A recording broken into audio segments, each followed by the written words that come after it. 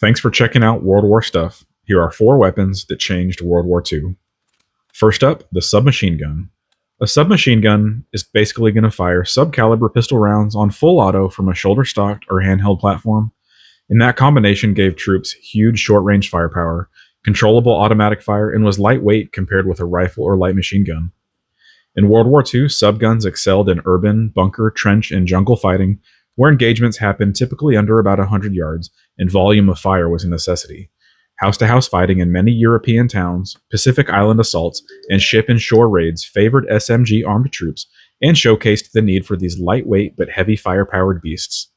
Showcased here are the Thompson M1A1, and this one is a semi-auto clone made by Auto Ordnance, a division of Car Arms, and was originally shipped in rifle configuration with a 16-inch barrel, but made into a short-barreled rifle by way of an ATF Form 1, and also we have the iconic Russian PPSH-41, this one being a parts kit welded onto a non-functional dummy receiver, but check out that 71-round drum magazine. Next on the list, LMGs. The development and widespread use of the light machine gun had a major impact on World War II, shaping infantry tactics, firepower distribution, and battlefield dynamics. While LMGs had existed before the war, World War II saw their evolution into a core element of squad-level combat, fundamentally changing how infantry fought. Before World War II, most infantry relied on bolt-action rifles, slow to fire and requiring individual marksmanship.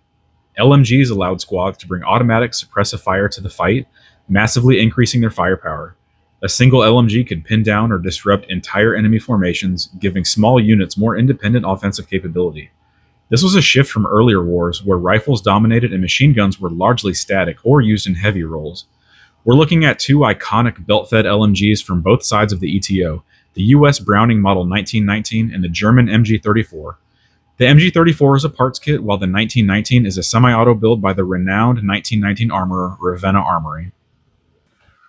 As terrifying as warfare is for the heroes that endured it, perhaps the most horrific experience for many was the artillery shell. Mortar fire played a critical but often underappreciated role in World War II.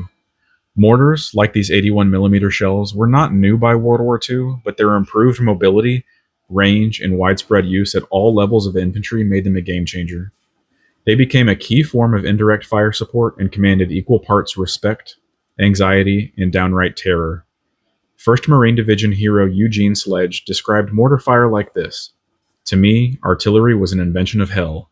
The onrushing whistle and scream of the big steel package of destruction was the pinnacle of violent fury and the embodiment of pent-up evil. It was the essence of violence and of man's inhumanity to man.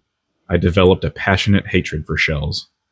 And last but certainly not least, the weapon that possibly did more to influence the outcome of World War II than any other, the semi-automatic rifle. Autoloading rifles significantly changed infantry warfare by giving soldiers faster, more consistent firepower than traditional bolt actions. While they didn't replace all small arms, their introduction gave a tactical edge in many combat situations, and they foreshadowed the eventual global shift toward fully automatic or select fire infantry weapons. This meant faster rate of fire, no more need to break aim or change hand positioning when chambering the next round, and increased accuracy under fire, especially in rapid engagements. The effectiveness of autoloaders like this early 1942 M1 Garand led other nations to accelerate the development of autoloading and select fire rifles.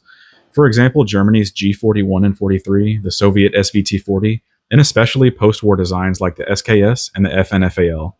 They proved that semi-auto rifles could be mass-produced and issued to regular troops, not just elite units.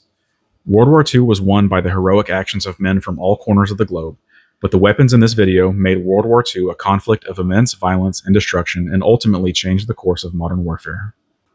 Thanks for watching.